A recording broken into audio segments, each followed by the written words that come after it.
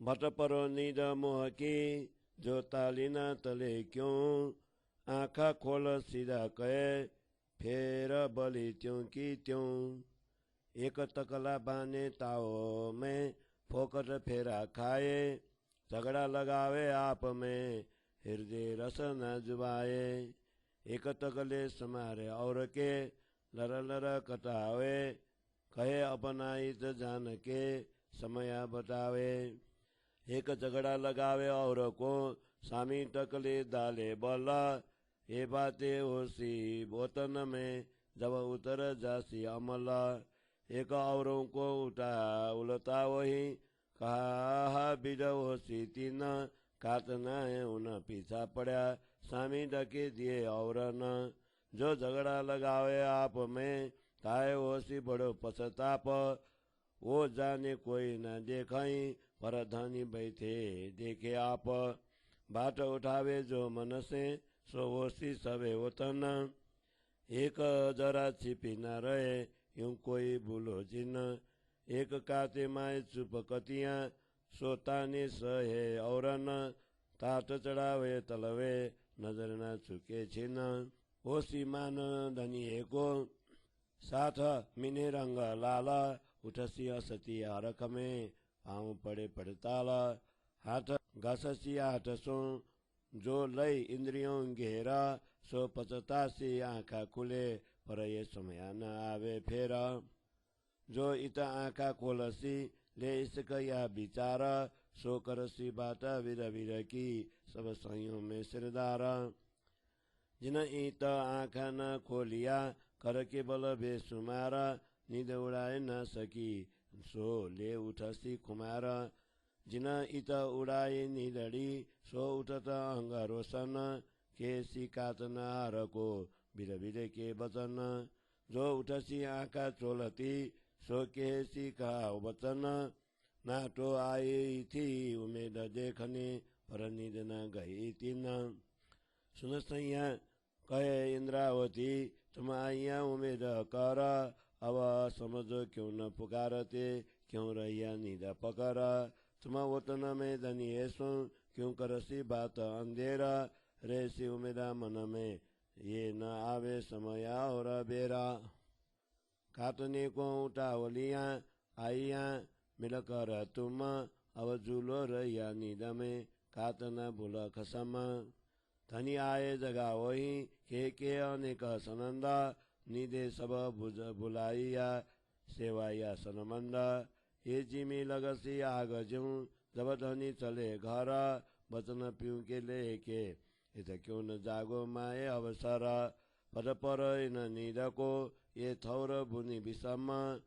यूं जगा होते न जागिया, तो कौन बिरवो सी तीन। तुम देखो बात धनी है की, कई विद करी चेतन। सबो सुनाए कहे इंद्रावती, जागो चलो वतन। साव माए बैठ के, बतावत है ठौर। सो घर तुमको दिखाइया, जहाँ नहीं कोई और। जहाँ नहीं कोई और, साव माए बैठ के, बतावत है ठौर। सो घर तुमको दिखाइया, जहाँ नहीं कोई और। जहाँ नहीं कोई और। चौपाई 22 प्रकरण 26, चौपाई 637। बोलो श्री प्राणनाथ प्यारे की जय। श्री प्रकाश हिंदुस्तानी ग्रंथ को 26वें प्रकरण को हिंदी छाया। मोह की इस नींद को आग लग जाए, जो टालने से भी नहीं टलती। पुनः माया के आवरण आने पर वैसे की वैसी हो जाती है। कोई सखी क्रोध में आकर टकुआ की टोट देती है और व्यर्थ ही घूमती रहती है। कई सखियां तो परस्पर झगड़ा ही कराती रहती है। उनकी जीवा और हृदय में प्रेम रस नहीं होता। कुछ सखियां तो दूसरे के टकुए की भी संवारती रहती है और उनसे आग्रह कर सुध कटवाती है। उन्हें अपना समझकर इस समय का मूल्य बताती है। कई सखियां तो दूसरे से लड़ती झगड़ती रहती है और दूसरों के टकुओं में गांठ बल लगा देती है। अर्थात स्वयं भी भजन नहीं करती और दूसरे के भजन में भी बाधा डालती है। जब माया का नशा उतर जाएगा अर्थात सब सखियां परम धाम में जागृत होंगी, तब ये सभी बातें वहां पर होंगी। जो सखी दूसरे को भी उल्टा रास्ता बता देती है उसका क्या हाल होगा। वो स्वयं तो काटने में पीछे रह गई और दूसरे को भी पीछे ढकेलने में लगी है। जो परस्पर झगड़ती रहती है उन्हें बाद में बड़ा पश्चाताप होगा। वे समझती है कि उनसे इस व्यवहार को कोई नहीं देख रहा, परंतु धामधनी तो सब कुछ देख रहे हैं। मन में जैसे विचार उठते हैं उनकी भी चर्चा प्रेम धाम में अवश्य होंगी। जरा सी बात भी वहां पर छिपी नहीं रहेंगी, इसलिए कोई भी यहाँ पर नहीं बोलना। कोई सखी तो चुपचाप सूट काटती हुई दूसरे के उपालंब भी सुनकर सह लेती है। वह दृष्टि हटाए बिना टकली पर टाट चढ़ाकर सूट काटती रहती है। उसे ही धामधनी का सम्मान प्राप्त होगा और सुंदर साठ के बीच में भी उसी के मुख पर आनंद की लालिमा उभर आएंगी। वह तो हर्ष से हंसती हुई पैरों से ताल देकर उठेंगी। जिनको इंद्रियों ने घेर लिया है वे केवल हाथ मलती रह जाएंगी। आंख खुलने पर वे पश्चाताप करेंगी, परंतु बीता हुआ यह समय पुनः लौट कर नहीं आएगा। जो सखी यहाँ पर विचार पूर्वक प्रेम से आंखें खोल लेंगी, जागृत हो जाएंगी, वह सब सखियों में शिरोमणि बनकर विविध प्रकार की ज्ञान की बातें करेंगी। जो यहाँ पर अपने प्रयत्नों से अज्ञानता रूपी नींद को उड़ाकर जागृत न हो सकी, वे अंत में भी नींद के नशे में ही उठेंगी एवं पश्चाताप करेंगी। जिसने यहाँ पर ही अपनी नींद को दूर कर लिया वो अपने अंग हृदय को प्रकाशित करती हुई उठेंगी और अन्य काटने वाली सखियों को भी विविध प्रकार के प्रेममय वचन कहेंगी। जो सखी आंख मलती हुई उठेंगी वह दूसरे को क्या कह पाएंगी, अन्यथा वह भी खेल देखने की आकांक्षा से ही आई थी, परंतु उनकी तो नींद ही नहीं खुली। इंद्रावती कहती हैं, हे मेरी सखियों सुनो, तुम तो सूत काटने भजन करने की चाह लेकर आई थी। धनी स्वयं पुकार रहे हैं, तुम अब क्यों नहीं समझती और नींद को पकड़ कर क्यों बैठी हो। तुम परम धाम में जाकर अपने धामधनी से इस मायावी अंधकार अज्ञान की चर्चा कैसे करोगे। इस माया में धनी मिलन की आशा मन में ही रह जाएंगी, फिर ऐसा समय दूसरी बार नहीं आएगा। तुम सब तो सूट काटने की उमंग से एक साथ इस संसार में आई थी, पर अब नींद की ऐसी मस्ती तुम पर छा गई कि अपना सूट काटना, धनी का भजन करना ही भूल गई। धामधनी यहाँ आकर अनेक प्रकार के दृष्टांत दे देकर जगा रहे हैं। अज्ञान रूपी नींद ने धामधनी की सेवा एवं उनके साथ का संबंध सब कुछ भुला दिया। जब सदगुरु धनी अपने घर चले जाएंगे तब यह धरती भी आग जैसी लगने लगेंगी। इसलिए धनी के वचनों को ग्रहण कर इसी अवसर पर क्यों नहीं जागती। अज्ञान रूपी इस निद्रा को आग लगे। यह भूमि भी बड़ी विषम है। इस प्रकार जगाने पर भी जो सखियां नहीं जागेंगी तो उनका क्या हाल होगा। तुम अपने सदगुरु की जगाने की रीति को तो देखो, उन्होंने अनेक प्रकार से तुमको सचेत किया है। इंद्रावती सबको सुनाकर कहती है कि जागो और अपने घर चलो। सदगुरु मेरे हृदय में बैठकर परम धाम की बात बता रहे हैं।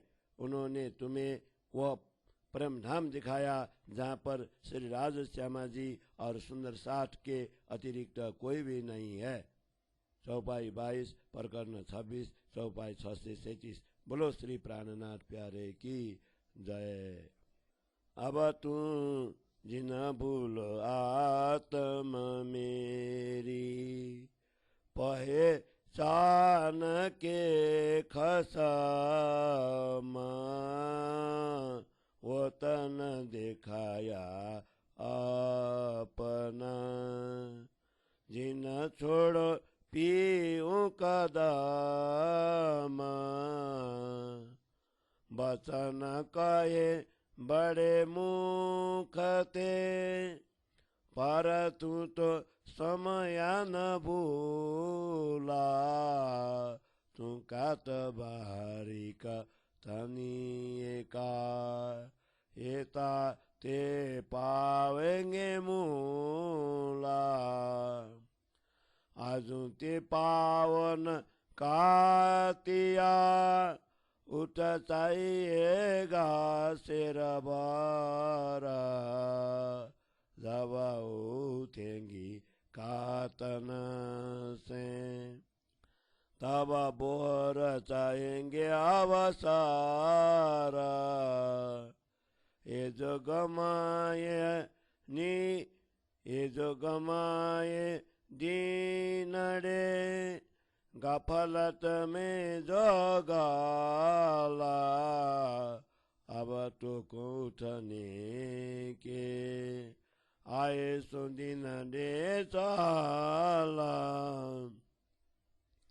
जो तू उठी काते बिना, आए इन अवसारा, कहाँ करेंगी नींद को, जो ले चल सिगारा, अर्जुन जागे जोर कर, जो ऐसी तुझ पर भाई, तनी आए बेर दूसरी, तेरी सुधा ऐसी क्यों गाई, कर सीधा समारा टाकला, कस कर बाना दवाना, देगात माला मरोर के, फुनी लगाए के ताना, फिर तू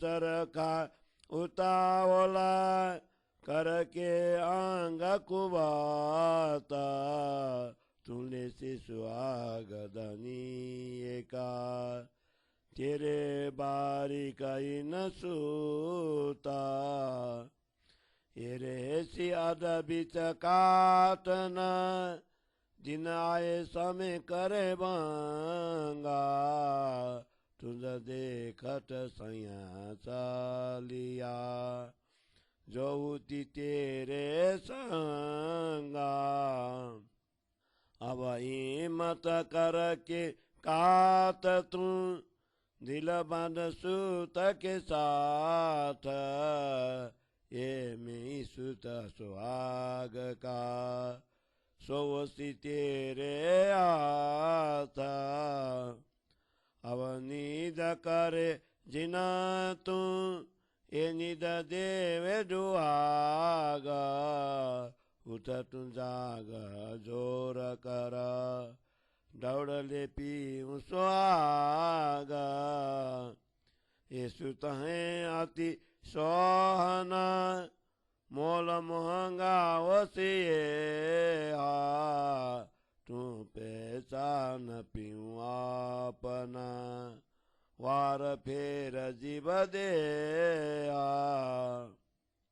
अब ले शाबाशी शयन में, कर तू ऐसे भांता, ये मी सुत सुहाग का, सो रात दिन ले काटा, सो रात दिन ले काटा, अवले शाबाशी शयन में, कर तू ऐसे भांता, ये मी सुत सुहाग का, सो रात दिन ले काता, सो रात दिन लेकात।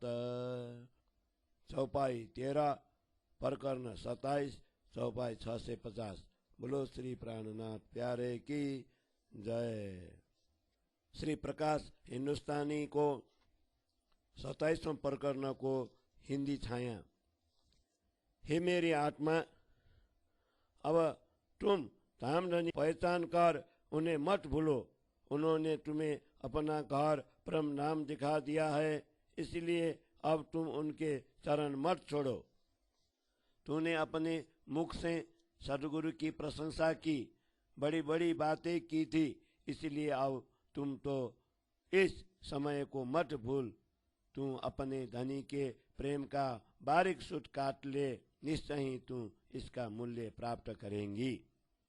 अभी तक तूने पाव भर भी सूत नहीं काटा, जबकि वहां तो शेर भर चाहिए। जब तुम इस घर से उठ जागोगी, तब इस अवसर को पुनः प्राप्त करना चाहोगी।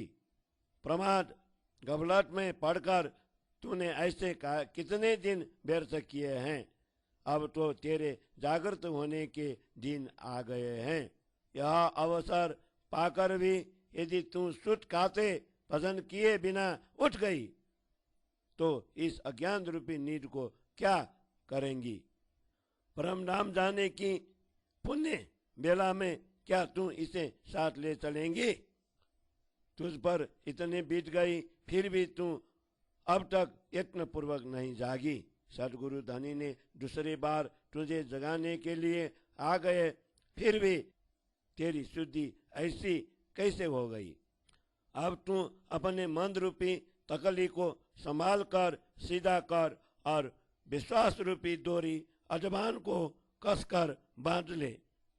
सरके की डोरी को पूर्ण बल देकर गांठ बांध ले और श्वास रूपी पुनी लगाकर भजन रूपी तान खींच ले।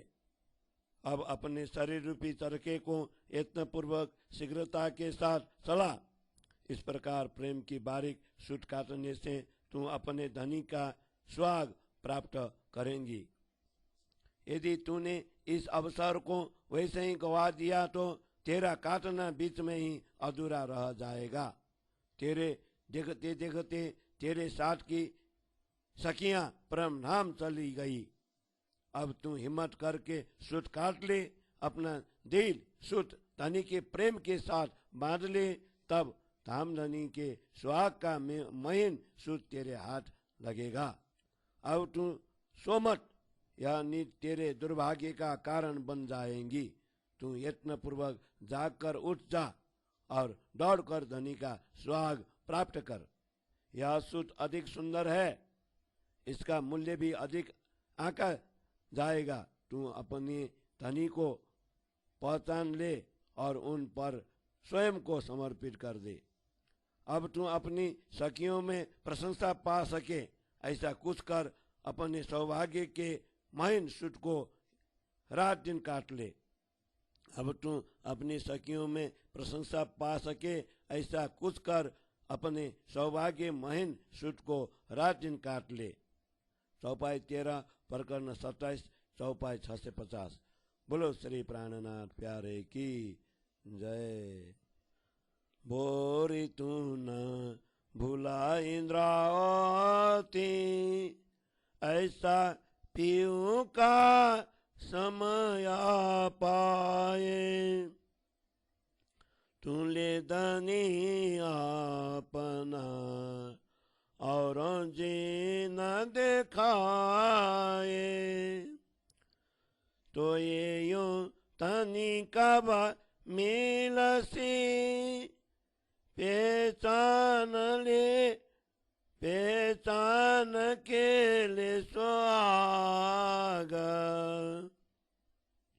ऐसे एकांत कब पाएंगी, अब है तेरा लागा। बहुत बकत भला पाइया, तनिए दियो तुझे आप। मेहर करी महबूबे करके संग मिलापा आँखा खोल के तापिए जिन चुके ये बेरा रात दिन तेरे राज का सुता काट सवसेरा न्या कर तू नैन से और चश्मे से कताए मीसू तले उजला आओ आके कर पाए भले कात्या इन सूत को भला पाया ये बखाता भले सुभागिनी डड़ी भले मिले धनीता धनी बिना ये नीडड़ी टाल न सके कोई और वारदार देह जीवस मोए धनी मिले न ठौरा सही मेरे मुझकार ने प्यूं जी दिए इत पाए मैं वारूं तिन पर आत्मा धनी आए जिन राए सही तू मेरे धनी ले बैठी कोई और न देखन आरा देख तू पीऊं लेऊं अपना तो तू कहियो सुहागिन नारा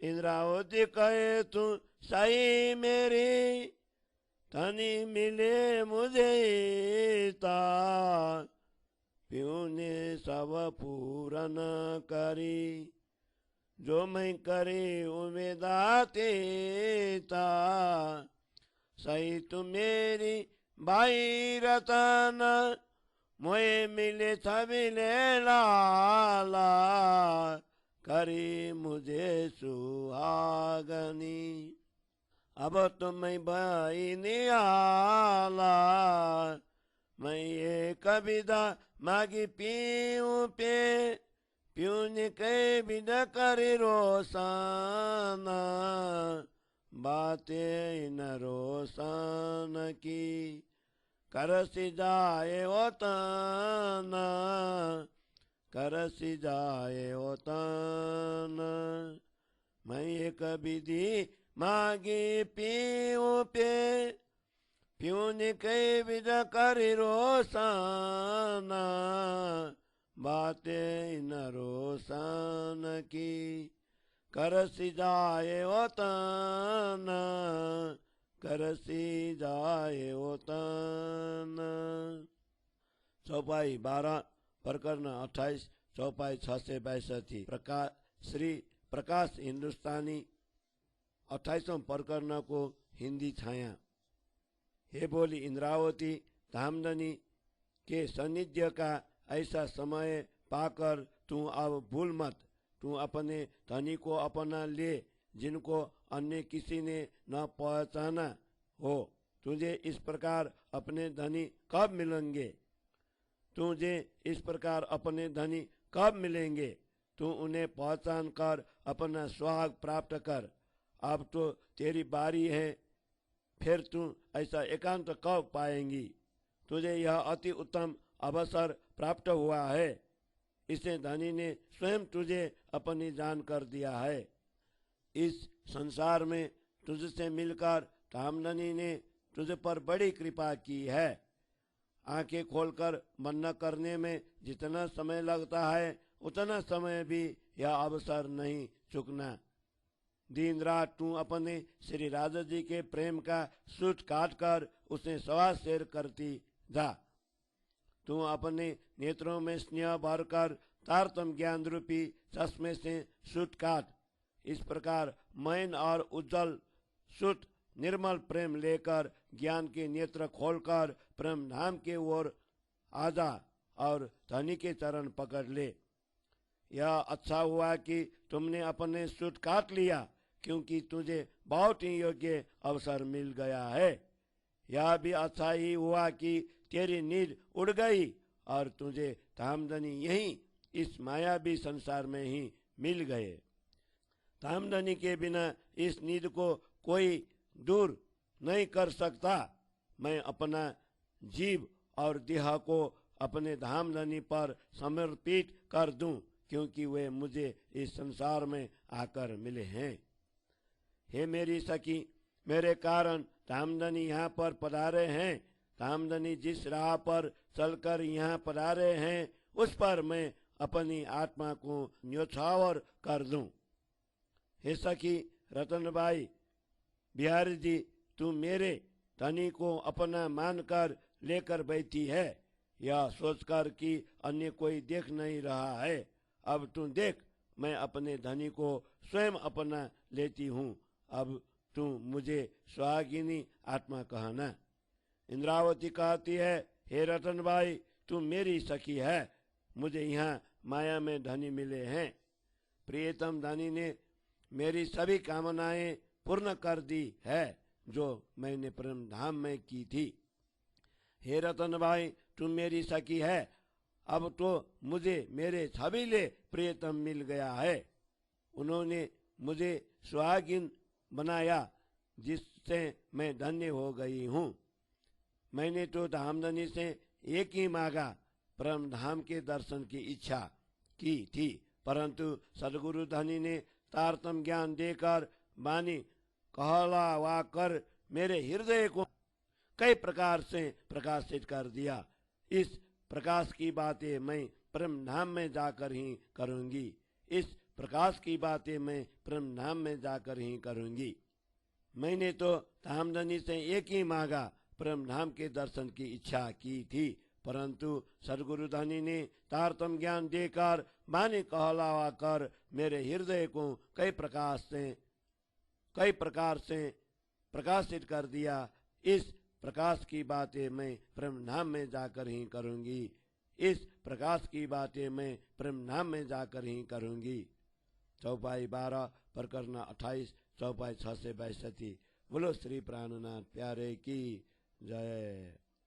लक्ष्मी जी का दृष्टांत। मैं जानू निध एक लीले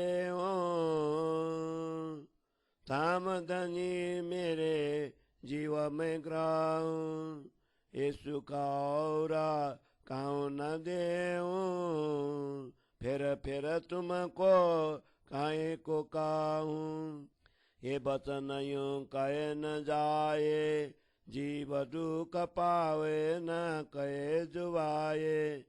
या फिकर मैं बहुत ककारूं, पर देह न पकड़े जो हृदय दारूं। धनी कहावे तो यूं काहूं, ना तो ये सुख औरों क्यों देऊं। ये देते मेरा जीवन निकासे, ये वाणी मेरे हृदय में बसे। ये निदलय में कसनी कारा, श्री धामधनी चरणों चितलारा।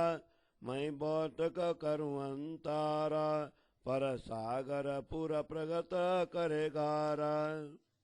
ये वाणी धनी अंतर्गत काई, केनी की शोभा कालभूत को बाई। ना तो यह वचन क्यों कहे जाए, अंदर कलेजे ज्यों लगे गाये। जिन जानो वचन अचेत में काये, एक हेते अनेका दुखा बाये। जब मैं विचारूं चित में आन, एक ऐसी मुख निकसी बान। मेरे बूदे लुगान निकसे मुखा, धनी जाएर करे अखंड घर सुखा। अब साठ कचुका करो तुम बाला, तो पूरन शोभा ल्यो ने चाला। हे बहुत बात है भारी वचन, जो कड़ी देखो आप हुए चेतन। इन वचन पर एक कहूँ विचार, सुन साथ मेरे धाम के आधार। कड़ते सिर कोई न्यारा करे, तो आधा वचन न मुखते पारे। जो कोई सारे सकल संधान, तो कया न जाए पाओ लुगा निर्वाण। सात कारण जीव सगाई जान, सेवियो धाम धनी पहचान। यूं के पकड़ न देवे कोये, यूं देते न लेवे सो अभागी होये। तुम साथ मेरे सिरदार, या दृष्टांत लीज विचार। रोशन बचन करूं प्रकाश, सुख जी की साख लीज विश्वास। ये देखा के नींद ताल्यो बराम, इन बचन जीव करो न राम। बचन जीव सु करो विचार, तब सुख अखंड होए आधार। प्यूं पहचान टालो अंतर, पर आत्म अपनी देखो गारा। इन घर की का कहूँ बात, बचन विचार देखो साख्यात। अब जायर लीज दृष्टांत, जीव जगाए करो एकांत। 14 भवन का कहिए दानी, लीला करे वैकुंठ में गानी। लक्ष्मी जीवी सेवे दिन रात, सोए कहूँ तुमको विख्यात। जो चाहे आप ये तकार, सो सेवे श्री परमेश्वर। ब्रह्मादिक नारद कई देवा, कई सुर नर करे ये सेवा। ब्रह्मांड विषय के तेले नाम, सब कोई सेवे श्री भगवान। ये लीला सेवे कर सारा, सेवंता न पावे पार। पहले सेवा करिए गाने, सो देखिए सुख व्यास बचने। ये तो है ऐसा समर्थ, सेवा का के सब सारे अर्थ। अब तुम यहाँ को देखो ज्ञान, बड़ी मत का धनी भगवान। एक सामे बैठे दर ध्यान, बिसरी सुध शरीर की शान। ये हमेशा करे चितवन, अंदर काउन लखावे कि न। ध्यान जोर एक समय भयो, लाग्यो सन्य ढाप्यो न रह्यो। लक्ष्मी जी आए तिन सामे, मन अचरज भय भी सामे। आए लक्ष्मी जी ठाड़े रहे, भगवान जी तब जागृत भये। करे बिनती लक्ष्म जी ताए, तुम बिना हम और कोई सुन्या नाये।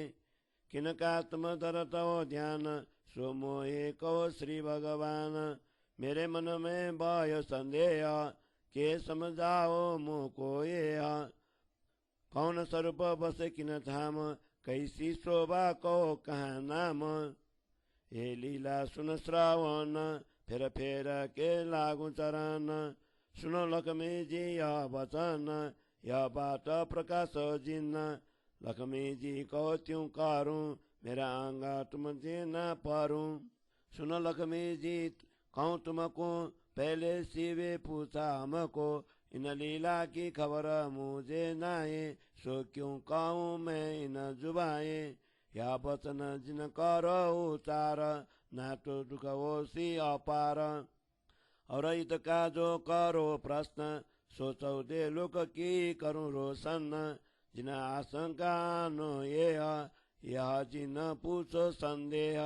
लक्ष्मी जी तुम करो करार, मुखते वचन न आवे बाहर। तब लक्ष्मी जी बड़ पायो दुख, के न सके कल्पे अति मुख। मौसम तो राख्यो अंतर, रहूंगी मैं क्यों कारा। नैनो आंसू बहुविध झारे, फेर रमा विनती करे। तनिए अंतर सय न जाए, जीव मेरा माए कल पाए। अब क्यों कर राखूं जीव हताए, कलेजा मेरा कटाए। कब मान होए कल कले, उठी आए अंतस कर न जाले। अब जो धनी करो मेरी सारा, तो ये लीला के निर्धार। बहुत बेर मन किया सही, अनेक विध सिकापन दाई। मेरे जीवा क्यों न राये, लक्ष्मी जी फिर फिर यूं काये। तब बोले श्री भगवान, लक्ष्मी जी तूने से जान, कोटान कोट जो करो प्रकार, तो ये तुम जानो निर्धार। मेरी जुआ न बोले यह वचन, यदृजा करो जीव के मन। लक्ष्मी जी कह सुन अब राजा, मेरे आत्म अंग उपजत दादा। नहीं दोष तुम्हारा धनी, अप्राप्त मेरी है गानी। अब शरीर मेरा क्यों राये, ये अग्नि जीवन साये। अब आज्ञा मांगू मेरे दानी, करूं तपस्या देह कसानी। भगवान जी बोले तिन ताओ, लक्ष्मी जी बिरजी न लाओ। तब कल्प्या जीव दुख अनंत कर, उपजो बैराग लियो हृदय धारा। लक्ष्मी जी को आशा तीन खानी, जानु बिछुआ न देसी धनी। अब चरणों लाग लक्ष्मी जी बोले, प्यादे पाऊँ रोबे कलकले। इन समय विरह कियो अति जोर, बड़ दुख पाए कियो अति स्वर। एक ठौर बैठे जाए दामे देह, भगवान जी सो पुरन स्नेह। शीत धूप वर्षा न गिने, करे तपस्या जोर अति घने। स्नेह धर बैठे एकांत, एते सात भये कलपांत। तब ब्रह्मा जी क्षीर सागर, आए विष्णु पे वैकुंठ गार। ये प्रभु जी ये क्या उत्पात, लक्ष्मी जी तब करे कल्पांत सात। भगवान जी बोले तब ताई, दोष हमारा कछुए नहीं। तो भी बचन तुमको कह जाए, लक्ष्मी जी बहुत दुख पाए। ये तारो सा तुम न धारो, लक्ष्मी जी पर दया करो। तुम स्वामी बड़े दयाला, लक्ष्मी जी दुख पावे बाला। स्वामी जी ये जिला करो जिन, लक्ष्मी जी बुलाओ तत छिन्न। शरण ग्रहे तब क्षीर सागरे, फिर ब्रह्मा विनती करे। चलो प्रभु जी जाइए तीता, बुलाए लक्ष्मी जी आइए हिता। तब दया कर आए भगवान, लक्ष्मी जी बैठे जिन ठाम। लक्ष्मी जी प्रणाम कराए, श्री भगवान जी तब सन्मुख बुलाए। लक्ष्मी जी चलो जाइए घरे, तब फिर रामा बानी उचारे। तन मेरे कवाई वचन, जीव बहुत दुख पावे मन। जो तप करो कल्पांत 21, तो भी जुआ न बोले कहे जगदीशा। देखलाऊं मैं चैन कर, हेली जो तुम हृदय धारा। तब ब्रह्मा क्षीर सागर दोये, लक्ष्मी जी की विनती होए। लक्ष्मी जी उठ तत्काल, दया करी स्वामी दयाला। अब जिन तुम हट करो, आनंद अंतस्करण में धारो। तब लक्ष्मी जी लागे चरने, यों बुलाए ल्याए आनंद अति घने। तब ब्रह्मा क्षीर सागर सुख पाए फिरे, दो आए आप अपने घरे। अब ये विचार तुम देखो साथ, न बलि जुआ वैकुंठ नाथ। ग्रही वस्त्र भारी कर जान, तो भी वचन न कहे निरवान। नाटो वैकुंठ नाथ को कैसी खबर, बिना तारतम क्या जाने मूल घर। और भी खबर कछुए न कही, तो भी निज भारी कर ग्रही। बिना भारी कौन भार उठावे, मुखति वचन कह न जावे। जब भया कृष्ण अवतार, रुकमणि हरण कियो मुरारा। माधवपुर ब्याही रुकमणि, धवल मंगल गाये सुहागनी। गाती गाती लिया ब्रज नाम, तब पीछे बम पड़े भगवान। तब नैनो आंसू बहुत जल आए, काहू पे न रहे पकड़ाए। सुख आनंद गयो कहूँ चला, अंग अंत सकरन गए सब गला। तब सब किने पायो अचरज, यूं लक्ष्मी जी को देखाया ब्रज। सोले कला दो स्वरूप पुराण, ये आए हैं इन कारण। लोक जाने आए असुरों के कारण, विष्णु कृष्ण देह धरा पुराण। ये हुकुमे असुरा कई देवे उड़ावे, ऐसा बोला है बैकुंठ राय। क्या समझे लोग अंदर की बात, दिखलाओ ने लक्ष्मी जी को आए साक्षात। उठा बैठे श्री कृष्ण जी पूर्ण किया काम, यूं लक्ष्मी जी की बानी हम। ये चित्त में विचारो रही, ये इशारत सुखे कही, ये लीला सुखे निका कर गाई, जो लक्ष्मी जी को भगवान ने दिखाई।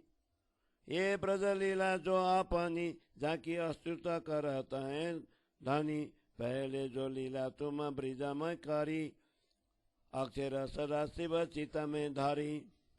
रासलीला जो तुम वन में कीदा, सो अक्षर स्वरूप ग्रही जागृत बुद्धा। ये लीला को ये प्रतिबिंब, जो विष्णु देखाई रमा को सनंदा। तो वचन तुमको कहे जाए, जो तुम धाम की लीला माए। ब्रज वालों प्यू सो यह वचन आपन को कहते हैं जेह। रासमिने के लाए जिन्हें प्रगट लीला करिए तिने, धनी धाम के कहलाए, ये जो साथ को बुलाओ न आए।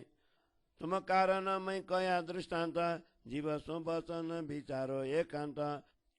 बैकुंठ ठौर तीन का ध्यान, कहने वाला श्री भगवान। लक्ष्मी जी तहाँ श्रोता भई, कई विध कसनी कर कर रही। तो भी न पाया एक वचन, तुम धाम धनी ले बैठे धन। अजौ न तुम टालो भरम, क्यों न करत हो जीवन नरम। ए नवतन पुरी जो कही नगरी, श्रीदेव चंद्र जी लीला करी। ये प्रगट वचन किए अपार, तो भी न हुई तुम्हें शुद्ध सार। छोड़ो अमल माया जोर कर, जीव जगाओ वचन चित धर। हे माया जे को त्यारे होए, भई तारतम की रोष नाही दोए। जो बानी श्री धनी ये दई, सो आत्म के अंदर तुम क्यों न ग्रही। माया गुण सब करो हाथ, पहचानो प्राण को नाथ। अब ये आत्म सो करो विचार, कौन वचन कहे आधार। जोलो जीव विचार विकार न काते, जो चित न लगे गड़े चिकते। इंद्रावती कहे सुन साथ, जिन छोड़ो अपन प्राण नाथ। फेर फेर न आवे ये अवसर, जिन हम ले जागो घर। थोड़े में कया अति घन, जान्या धन क्यों खोई ये अपना। हम आगे न समझे भय दीथा, तो दई श्री देव चंद्र जी ये पीठा। नाटो क्यों छोड़े साथ को ये, जो कछु किया वो ये स्नेह। अब फिर आए दूजा देह डर, दया अपन ऊपर अति कर। अब ये चेतन कर दिए अवसर, ज्यों हंसते बैठिए जागिए घर। ज्यों हंसते बैठिए जागिए घर। सब मनोरथ हुए पूरन, जो ये बानी विचारो अंत सकरन। ये तो इंद्रावती कहे फेर फेर, जो धाम धनी कृपा करे तुम पर। जो धाम धनी कृपा करे तुम पर। सब मनोरथ हुए पूरन, जो ये बानी विचारो अंत सकरन। ये तो इंद्रावती कहे फेर फेर, जो धाम धनी कृपा करे तुम पर। जो धाम धनी कृपा करे तुम पर। चौपाई 73 प्रकरण 29 चौपाई 735। बोलो श्री प्राणनाथ प्यारे की जय। श्री प्रकाश हिंदुस्तानी को 29वां प्रकरण को लक्ष्मी जी को दृष्टांत को हिंदी छाया। मुझे लगता था कि तारतम ज्ञान रूपी इस निधि को मैं अकेले ही ग्रहण करूं, अपने धाम धनी को अपने हृदय में समाहित करूं। धनी मिलन का यह सुख मैं और किसी को भी न दूं, और बार बार आप सुंदर साथ को यह सब क्यों कहूं। ये वचन इस प्रकार नहीं कहे जाते, जीवा इसका वर्णन नहीं कर सकती, इसलिए जीव को दुख होता है। इस बात की मुझे बड़ी चिंता है कि यदि मैं इसे हृदय में धारण करूं तो यह नहीं रह पाएंगी। स्वयं धामधनी ये वचन मुझसे कहलवा रहे हैं, अन्यथा यह सुख मैं दूसरे को क्यों देती। यह सुख दूसरे को देते हुए मेरा जीव इस देह से निकलने लगता है, क्योंकि यह वाणी मेरे हृदय में ही स्थिर हुई है। इस निधि को मैंने बड़ी साधनाओं से प्राप्त किया है। मैंने निरंतर धनी के चरणों में चित्त को एकाग्र किया है। इसे अंतर हृदय में छिपाने का मैं बहुत प्रयास करती हूँ, किंतु धामधनी मेरे हृदय में विराजमान सागर के प्रवाह की भांति इस वाणी को प्रकट कर रहे हैं। सदगुरु ने मेरे हृदय में विराज कर इस वाणी को कहा है। मात्र कहने बाहर प्रकट करने की शोभा मेरे इस नश्वर शरीर को दी है, अन्यथा ये वचन कैसे कहे जाते। इनके वर्णन से मानो मेरे कलेजे में घाव हो रहे हैं। यह मत समझना कि मैंने ये वचन अचेतन अवस्था में कह दिए हैं। इन वचनों को कहते हुए मुझे अनेक दुख झेलने पड़े हैं, किंतु जब अपने चित्त में इन वचनों पर विचार करती हूँ तो सोचती हूँ कि मेरे मुख से यह कैसी वाणी निकल रही है। मेरी अपनी बुद्धि के द्वारा तो एक भी शब्द मेरे मुख से नहीं निकल सकते। वस्तुतः इस प्रकार स्वयं धामधनी ही अपने अखंड घर के सुख प्रकट कर रहे हैं। हे मेरे सुंदर साथ जी, अब तुम सब थोड़ा सा प्रयास करो और अपने घर की पूर्ण अखंड शोभा प्राप्त करो। यदि तुम सचेत होकर इन पर विचार करोगे तो पता चलेगा कि ये विभिन्न प्रकार के वचन अति महत्वपूर्ण है। हे मेरे धाम की आत्माओं, सुनो, इनके लिए मैं एक और विचार प्रकट करती हूँ। मेरे शरीर से यदि कोई सिर को अलग भी कर दे तो भी अखंड परम धाम के एकाध वचन भी मुख से कहलवा नहीं सकता। शरीर के सभी अंगों के संद संद छेड़ डाले तो भी इन वचनों के एक अक्षर का चतुर्थांश भी प्रकट नहीं कर सकता। सुंदर साथ को अपने आत्मा के संबंधी समझकर यह कहा जा रहा है। जब धनी की पहचान कर उनकी सेवा करो, इस प्रकार पकड़ पकड़ कर कोई भी ज्ञान नहीं देता। इस प्रकार ज्ञान देते हुए भी यदि कोई न ले तो निश्चय ही वह अभागा है। तुम मेरे शिरोमणि सुंदर साथ हो, इसलिए इस दृष्टांत पर विचार करो। श्री सुखदेव मुनि द्वारा कहे हुए श्रीमद् भागवत के वचनों को प्रकाशित कर रही हूँ। आप सब उन पर विश्वास करना। यह दृष्टांत देख समझकर अपनी भ्रम रूपी निंद्रा को दूर करो और इन वचनों से अपने कठोर जीव चित्त को द्रवित करो। इन वचनों पर हृदय से विचार करो, तब ही धाम धनी का अखंड सुख तुम्हें प्राप्त होगा। धाम धनी को पहचान कर अंतर के अज्ञान को मिटा लो। अपना मूल घर परम धाम और अपनी पर आत्मा को देखो। इस घर की बात मैं क्या कहूँ। इन वचनों पर विचार कर तुम स्वयं उसे साक्षात देख लो। अब स्पष्ट दृष्टांत को समझो और इसके द्वारा जीव को एकांत में जागृत करो। 14 लोकों के स्वामी भगवान विष्णु वैकुंठ धाम में अनेक प्रकार की लीलाएं करते हैं। लक्ष्मी जी दिन रात उनकी सेवा करती है। हे सुंदर साथ जी, मैं तुमको उनकी एक लीला विस्तार पूर्वक कहती हूँ। वैकुंठ से उत्पन्न जो जीव प्रेम पूर्वक अपने घर जाना चाहते हैं, वे विष्णु भगवान को ही परमेश्वर जानकर उनकी सेवा करते हैं। ब्रह्मा, विष्णु, नारद आदि कई देवी देवता और मनुष्य भी उनकी सेवा वंदना करते हैं। इस ब्रह्मांड में किन किन के नाम गिनाऊं? सबके सब भगवान विष्णु की उपासना करते हैं। भक्तजन वैकुंठ के लीला को ही श्रेष्ठ समझकर भगवान विष्णु की इतनी सेवा करते हैं, फिर भी उन्हें प्राप्त नहीं कर पाते। पहले भी कई भक्तों ने उनकी सेवा की है। इसको जानने के लिए सुखदेव जी तथा वेद व्यास जी की वाणी को तुम देख लो। भगवान विष्णु इतने समर्थ हैं कि सेवकों की सभी मनोकामनाएं पूरी कर देते हैं। इतनी बड़ी बुद्धि के स्वामी भगवान विष्णु के ज्ञान को भी तुम देख लो। एक समय वे ध्यान करने के लिए बैठे थे तब वे अपने शरीर की शुद्धि भी भूल गए। यूं तो वे सदैव ही चिंतन करते थे और कभी किसी को पता नहीं लगने देते थे। एक बार वे इतने ध्यानमग्न हुए कि उनकी तल्लीनता छिपी न रह सकी। उसी समय लक्ष्मी जी वहां आ पहुंची। अपने स्वामी को ध्यानमग्न देखकर उन्हें बड़ा आश्चर्य हुआ। लक्ष्मी जी वहां आकर खड़ी हुई। उसी समय भगवान विष्णु अपनी समाधि से जागृत हुए। तब लक्ष्मी जी ने विनय पूर्वक कहा, हे स्वामी, आपके अतिरिक्त कोई और भी पूज्य हैं? ऐसा हमने नहीं सुना था। हे भगवान, आप किसका ध्यान करते हैं वह मुझे बताइए। मेरे मन में संदेह हो रहा है, आप मुझे समझा कर कहे। आप जिनका ध्यान करते हैं उनका स्वरूप क्या है और वे कहाँ रहते हैं? उनकी शोभा कैसी है और उनका नाम क्या है?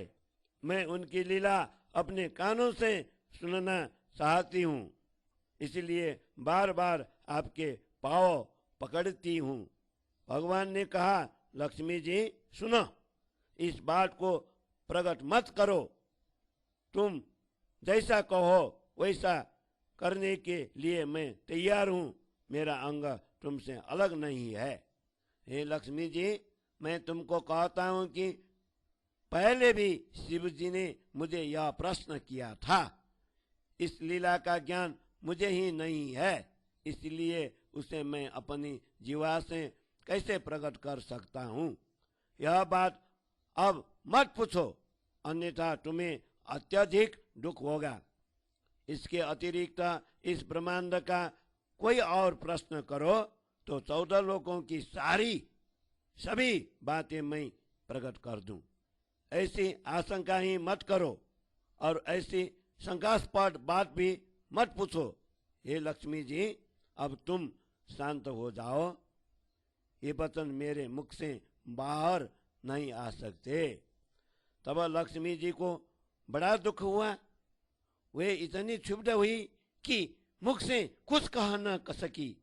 वे सोचने लगी कि मेरे स्वामी मुझसे इतना अंतर रखने लगे हैं, अब मैं कैसे जीवित रह सकूंगी। आंखों से अश्रुधारा बहाकर रमा लक्ष्मी जी बार बार विनती करने लगी, हे स्वामी, मुझसे यह अंतर सहा नहीं जाता। मेरी अंतरात्मा बहुत दुखी हो रही है। मेरा कलेजा कट रहा है।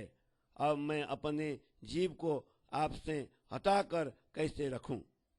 लक्ष्मी जी कांपती हुई बिलखने लगी। निश्वासों से उनका अंतःकरण जलने लगा। हे स्वामी, यदि आप मुझे संभालना चाहते हो तो निश्चित रूप से यह लीला आपको कहनी पड़ेगी। भगवान ने उनको बहुत बार मना किया और अनेक प्रकार से उपदेश भी दिया। लक्ष्मी जी बार बार यह कहने लगी कि मेरे जीव इस रहस्य को जाने बिना रह नहीं सकता। तब भगवान ने कहा, लक्ष्मी जी, यह निश्चित मान लो कि चाहे तुम करोड़ों बार प्रयत्न करो तो भी मेरी जीवा से ये शब्द नहीं निकल सकते। यह समझकर अपने अंतर मन को दृढ़ करो। लक्ष्मी जी कहती है, हे मेरे स्वामी, सुनिए, मेरे शरीर के अंग प्रत्येक अंगों में अग्नि जल रही है। वस्तुतः इसमें आपका कोई दोष भी नहीं है। मैं ही उस ज्ञान के लिए सर्वथा अयोग्य हूँ। अब मेरा शरीर कैसे जीवित रहेगा? इस संताप को मेरा जीव कैसे सहेगा? अब मैं आपसे आज्ञा मांगती हूँ कि मैं कठोर तपस्या कर अपने देह को तपा लूं और उस ज्ञान को पाने के लिए योग्य बनूं। भगवान ने तत्काल कहा, लक्ष्मी जी, इस शुभ काम में देर न करो। तब लक्ष्मी जी का जीव व्याकुल हो गया और मन में वैराग्य उत्पन्न। लक्ष्मी जी को बड़ा आशा थी कि स्वामी मुझे वियोग नहीं देंगे। अब वे भगवान के चरणों में प्रणाम कर कलपती हुई पैदल ही चल पड़ी। इस समय उन्होंने अति विरह किया।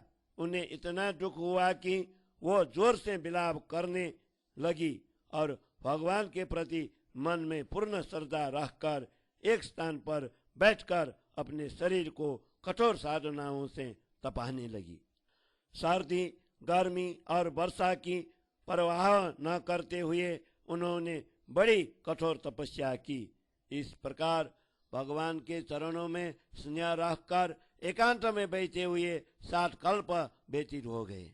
तब ब्रह्मा जी और क्षीर सागर विष्णु भगवान के पास वैकुंठ धाम में आए और कहने लगे, हे प्रभु, यह क्या उत्पात हो रहा है?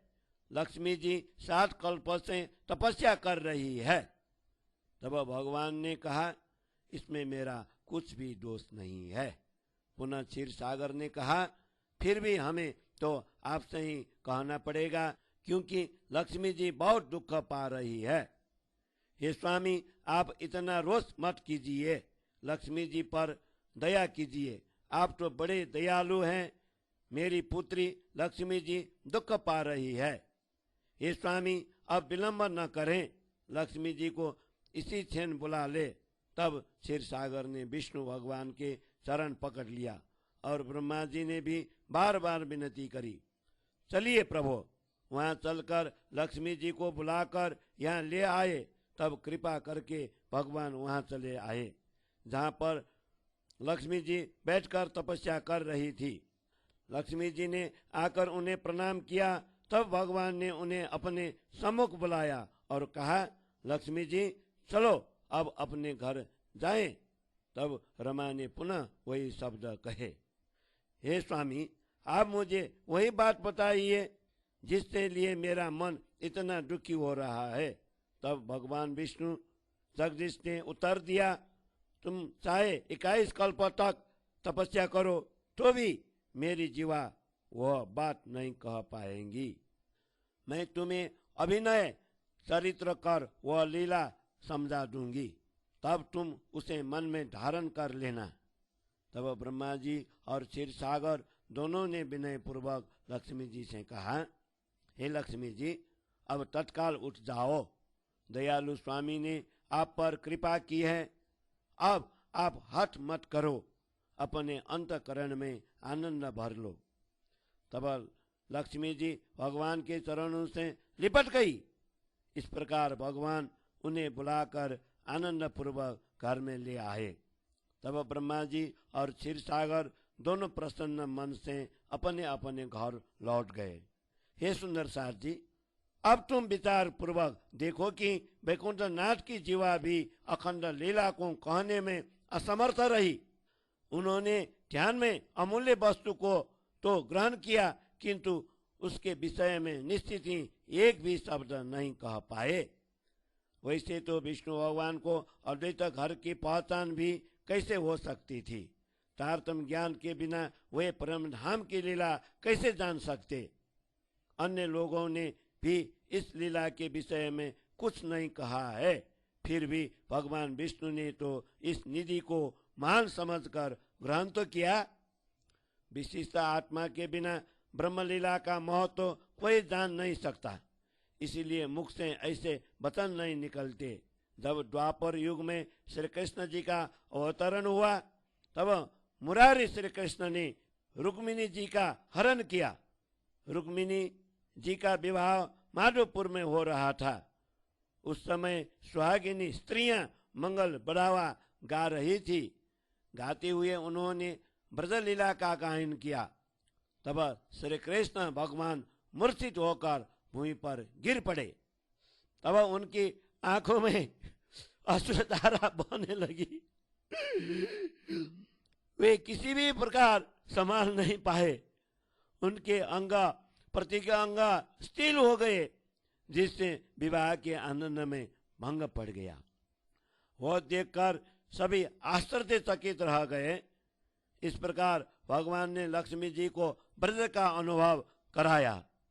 16 कला से पूर्ण हुए भगवान विष्णु स्वयं और लक्ष्मी जी इस प्रकार ये दोनों स्वरूप इसी रहस्य को लिए अवतार लेकर आए हैं। इस घटना से लक्ष्मी जी को पता चला कि भगवान सदैव अखंड ब्रज लीला का ध्यान किया करते हैं। संसार के लोग यह समझते हैं कि विष्णु भगवान ने श्री कृष्ण के रूप में पूर्ण अवतार केवल असुरों को मारने के लिए लिया था। वैकुंठनाथ इतने समर्थ है कि वे आज्ञा मात्र से असंख्य असुरों का संहार कर सकते हैं। सामान्य लोग ऐसे रहस्य को क्या समझ सकते हैं? वस्तुतः भगवान विष्णु लक्ष्मी जी को अपने आराध्य का परिचय देने के लिए संसार में साक्षात उतर आए हैं। जब लक्ष्मी जी ने संकेत को समझ लिया तब श्री कृष्ण जी उठकर बैठ गए। इस प्रकार उन्होंने लक्ष्मी जी की मनोकामना पूर्ण की। तुम अपने मन में विचार करो कि ऐसा संकेत सुखदेव जी ने श्रीमद् भागवत में दिया है। श्री कृष्ण जी की बाल लीला का वर्णन सुखदेव जी ने 80 प्रकार से किया है, जिसे विष्णु भगवान ने लक्ष्मी जी को संकेत द्वारा समझाया। यह हम ब्रह्मात्माओं की अखंड ब्रज लीला है, जिसकी स्तुति स्वयं हमारे सदगुरु धनी ने की है। पहले तुमने ब्रज में जो लीलाएं की उन्हें स्वयं अक्षर ब्रह्म ने अपने हृदय सदा शिव में अखंड किया। चिन्मय वृंदावन में तुमने जो रास लीला की है उसे भी अक्षर ब्रह्म ने अपने जागृत बुद्धि में अखंड कर लिया। उस लीला का प्रतिबिंब जो गोलोक धाम में पड़ा है उसे ही विष्णु भगवान ने रमा श्री लक्ष्मी जी को विधिवत दिखाया। ये शब्द तुम्हें इसलिए कहे जा रहे हैं कि तुम स्वयं धाम की लीला में रमन करने वाले हो। यही ब्रज वल्लभ श्री कृष्ण देवचंद्र जी के रूप में आए हैं और हम सबको ये वचन तारतम बानी कह रहे हैं। रास मंडल में हमें जिन श्री कृष्ण जी ने रमन कराया था, इस लीला को भी उन्होंने ही सदगुरु के रूप में आकर प्रकट किया है। परम धाम के धनी सुंदर साठ को बुलाने के लिए सदगुरु के रूप में पधारे हैं। तुम्हें समझाने के लिए मैंने यह दृष्टांत दिया है। एकाग्र मन से एकांत में इस पर विचार करो। वैकुंठ जैसा उत्तम स्थान, वहाँ का ज्ञान और भगवान विष्णु जैसे वक्ता तथा लक्ष्मी जी वहाँ श्रोता बनी हुई है। उन्होंने कई प्रकार से तपस्या की, फिर भी इस लीला का एक शब्द भी उन्हें सुनने को नहीं मिला। और हे सुंदर साथ जी, तुम तो परब्रह्म परमात्मा की अपूर्व निधि ग्रहण करके बैठे हो।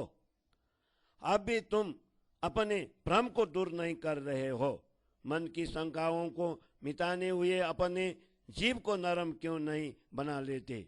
यह वह नौतनपुरी धाम है जहाँ श्री देवचंद्र जी प्रकट होकर परम धाम की लीला की है।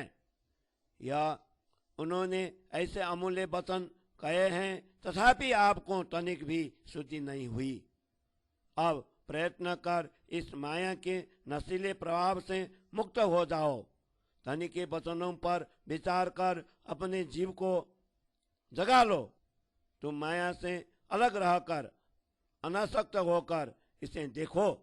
सदगुरु ने 2 बार, एक बार स्वयं प्रत्यक्ष रूप में और दूसरी बार मेरे हृदय में बैठकर तारतम्य ज्ञान का प्रकाश फैलाया है। श्री देवचंद्र जी ने जो वाणी कही है उसे तुम अपनी आत्मा में क्यों ग्रहण नहीं करते? माया से उत्पन्न सभी गुण अंग इंद्रियों को अपने बस में करो और प्राणनाथ सदगुरु को पहचान लो। अब अपनी आत्मा से इतना विचार करो कि हमारे प्राणाधार ने कौन से वचन कहे हैं। जब तक जीव विचार कर अपने विकार दूर नहीं करता, तब तक जैसे चिकने घड़े पर गिरी हुई पानी की बूंदे नहीं टिकती, उसी प्रकार उसके मन पर सदगुरु के ज्ञान का कोई प्रभाव नहीं पड़ता। इंद्रावती कहती है, हे सुंदर सास जी सुनो, अब तुम अपने प्राणनाथ सदगुरु को मत छोड़ो। ऐसा अवसर बार बार नहीं आएगा। इसलिए अपनी समस्त मायावी इच्छाओं का त्याग करते हुए ब्रह्म धाम में जागृत हो जाओ। थोड़े से ही शब्द में मैंने बहुत कुछ कह दिया है। अपने से परिचित सदगुरु रूपी धन को क्यों खो रहे हो? पहले भी हम डीठ बनकर बैठे रहे, तभी तो श्री देवचंद्र जी हमें पीठ देकर चले गए। यदि हमने कुछ भी स्नेह दिखाया होता तो वे हम सुंदर साथ को छोड़कर क्यों चले जाते? अब वे पुनः दूसरा शरीर धारण कर हमारे बीच पधारे हैं। उन्होंने हम पर अपार दया की है। तारतम ज्ञान द्वारा हमें सचेत कर उन्होंने जागृति के लिए पुनः यह अवसर दिया है, जिससे हम सब सुंदर साथ हंसते हुए ब्रह्मधाम में उठ बैठे। यदि इस वाणी पर अंतकरण से विचार कर देखोगे तो ज्ञात होता कि सभी मनोकामनाएं पूर्ण हो गई है। यह तो इंद्रावती तुम्हें बार बार कह रही हैं, क्योंकि धामधनी ने तुम पर अपार कृपा की है। धामधनी ने तुम पर अपार कृपा की है। यदि इस वाणी पर अंतकरण से विचार कर देखोगे तो ज्ञात होगा कि सभी मनोकामनाएं पूर्ण हो गई है। यह तो इंद्रावती तुम्हें बार बार कह रही है, क्योंकि धामधनी ने तुम पर अपार कृपा की है। क्योंकि धामधनी ने तुम पर अपार कृपा की है। चौपाई 73 प्रकरण 29 चौपाई 735। बोलो श्री प्राणनाथ प्यारे की जय।